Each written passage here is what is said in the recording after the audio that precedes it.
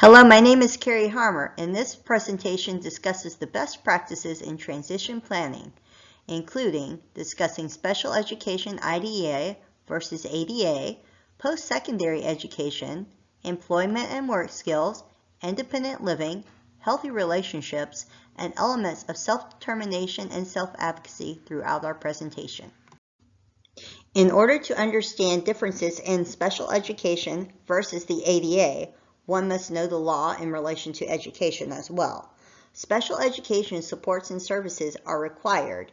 The Individuals with Disabilities Education Act of 2004 states that if students qualify for one of the 13 disabilities, their IEP becomes a legal document that must be followed, and they must receive an education regardless of their disability, and it is a right. This is called free and appropriate public education, or FAPE.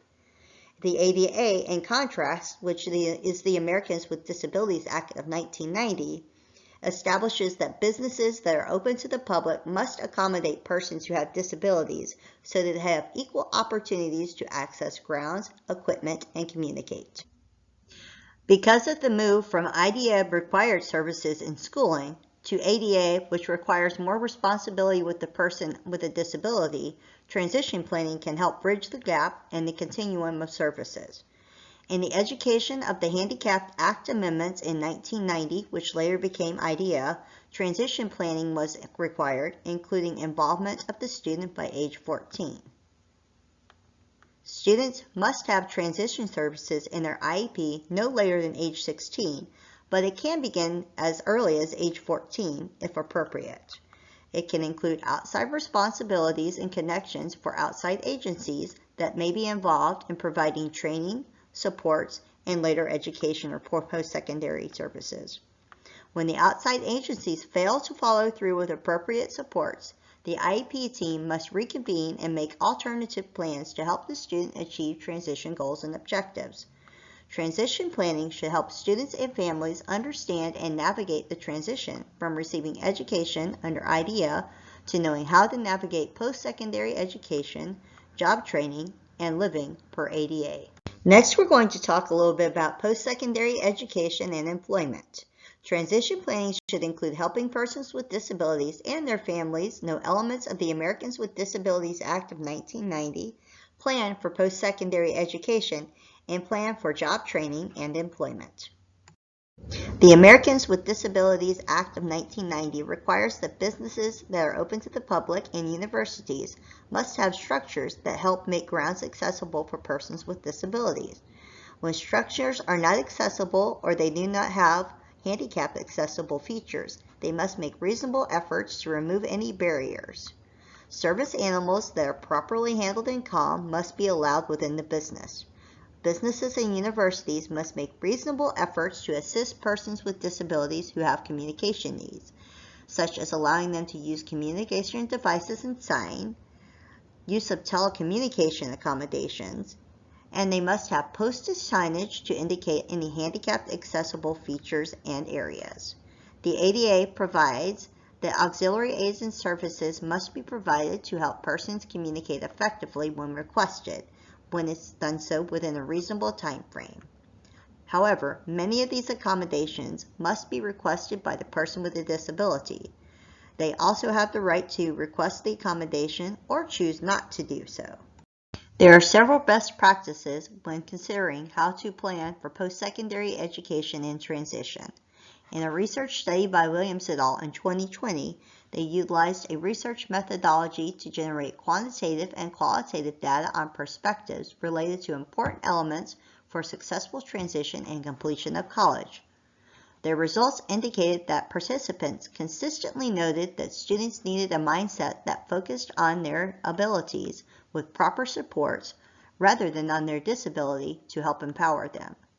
They needed to know what accommodation supports helped them and needed to be able to explain them.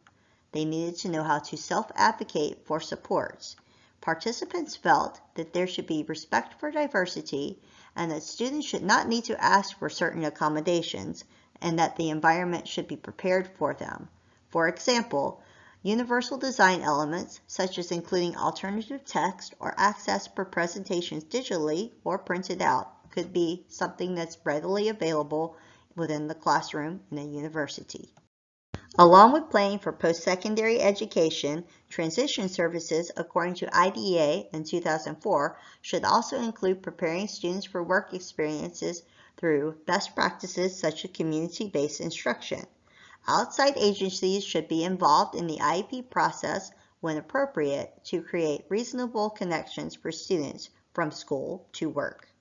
Involvement of the students in the IEP process will allow for them to contribute information such as their interests as the team designs goals and objectives for transition services.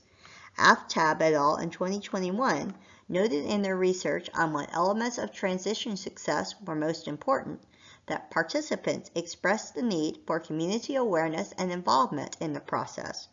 And they also indicated that the role of the teachers in instructing parents and teaching students to self-advocate was very important.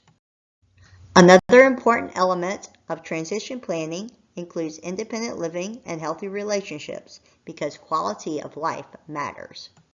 In a research study by Reyes et al. In 2022, they looked at factors impacting parents' perspectives of transition planning. Some of their major concerns included safety, students being taken advantage of, lack of their independence, any behavior management problems that may arise, lack of employment opportunities, and lack of social opportunities. 7% also expressed concern regarding lack of caregiver support when their child entered adulthood. For this reason, some independent living skills that are best practices to focus on include teaching money concepts. This can include teaching them how to save and buy. You should teach students the importance of necessities versus wants. You should also teach students transportation skills through elements such as community-based instruction to help them know how to get to work, get groceries, and even visit friends and family. You can teach students self-care skills such as making meals, washing dishes and clothes, and putting and cleaning the house. They should also have self-advocacy skills included within their transition planning. They should know who and where to go to for help, know their disability and their needs. Along with that, transition planning services should help caregivers know how to advocate for their child and promote as much independence as possible throughout the advocacy process. A final important component of transition planning involves making sure that students have healthy relationships. In a single case study designed by Connaughton and Klein in 2021, they explored how the use of social role valorization theory would impact the quality of life for an 18-year-old young woman with moderate disability. Researchers found that as she became more competent, her father spent more time and effort to help her become more independent and part of social life. While her peers found her likable, they still did not invite her to regular teenage activities, including a need for continued change in societal acceptance of persons with disabilities. To help with this, we should help students learn conversation, such as pragmatics, improve their ability to use specific mannerisms to improve their appearance. We can help students improve social roles by helping them know how to advocate, utilize transportation, and have employment and education opportunities. We also should help students know how to interact appropriately with others to help them maintain relationships with family and peers, as well as making friends.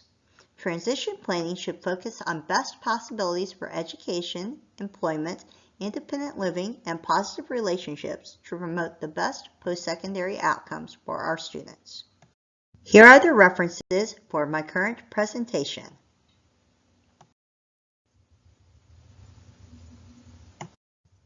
Thank you so much for your time and attention.